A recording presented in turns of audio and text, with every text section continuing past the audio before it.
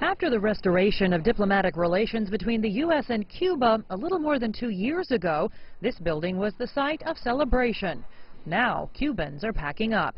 Washington ordered 15 Cuban diplomats out of the country Tuesday morning in the latest sign of escalating tensions between these two former Cold War rivals.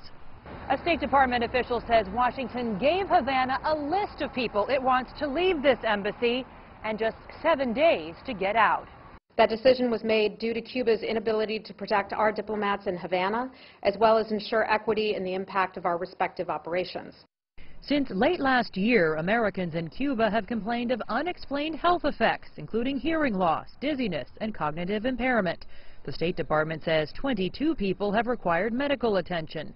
The Associated Press is reporting that some of the victims were U.S. spies. Last week, non-essential American personnel were pulled from the U.S. mission in Cuba, and the mission stopped processing visas. Washington also warned American travelers to stay away. Cuba denies any role in the incidents, and Washington has stopped short of blaming Havana directly for the so-called sonic attacks. The Cuban government has told us it will continue the investigation into the attacks, and we will continue to cooperate with them in this effort. We will also continue our own investigation into the attacks.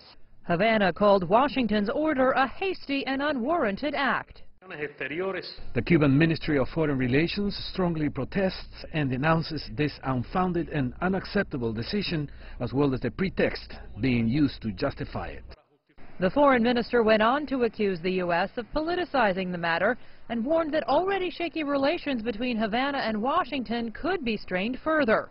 Evidence there's still a lot of trust to build between two countries that had no diplomatic relations for more than 50 years. Jessica Stone, CGTN, Washington.